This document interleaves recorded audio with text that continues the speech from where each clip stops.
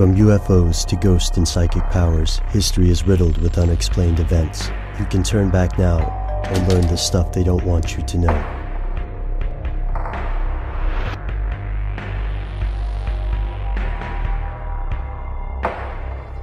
Here are the facts.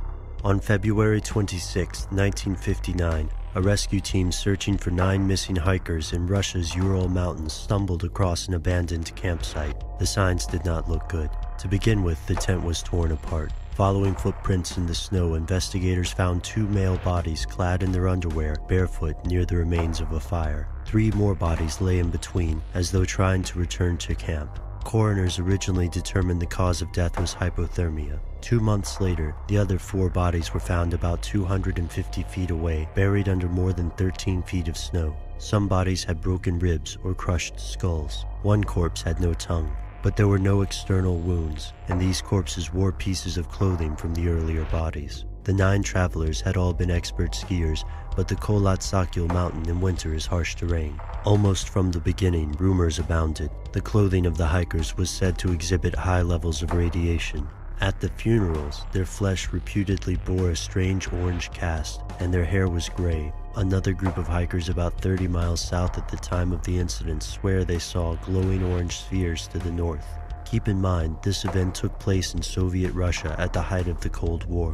When investigators closed the case 3 months later, the files went into a classified archive, and all other citizens were barred from the area for 3 years. As rumors grew into legend, the location came to be known as Dyatlov's Pass, named after the leader of the ill-fated expedition. To some skeptics, this tragedy is the result of a disastrous avalanche, and the eerie details can be attributed to a range of other phenomena. However, the Soviet investigators weren't convinced, and in the end, their report famously concluded that these 9 unfortunate souls fell victim to an unknown, compelling force.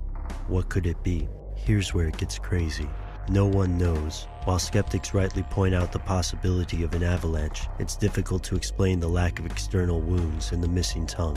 While some conspiracy theorists may cite a possible attack by extraterrestrials, there's still no conclusive proof that such creatures exist. One of the original conspiracy theories, that the young hikers had been attacked by the locals, was debunked early on. Where does this leave us? Some theorists believe an Alma or Russian Sasquatch tracked the campers, frightened, and killed them. To support this claim, theorists point to the odd location of the final campsite, out in the open, away from the forest. They also allege the ominous phrase, "From now on we know that snowmen exist," was found scrawled on a nearby scrap of paper. The internal injuries allegedly indicate the embrace of a gigantic creature. But the most compelling conspiracy theory, and in its way the most terrifying, involves no little green men, no giant hominids. Instead, some theorists and longtime researchers present at the original rescue party believe the Soviet government is to blame. They believe the campers stumbled across a testing ground for exotic weaponry. That the Soviets would be testing strange weapons is not in itself extraordinary. After all, the same government experimented with psychic powers and beam radiation for decades. The high levels of radiation in the area could support this theory, and the testimony of the hikers to the south could also correlate with the testing of a thermobaric bomb, which can cause internal injuries consistent with those found on the corpses. But even this theory is imperfect. Consider the missing tongue. Additionally, why would the Soviets test a weapon domestically when there are already plentiful, more isolated testing areas in Central Asia, especially Kazakhstan?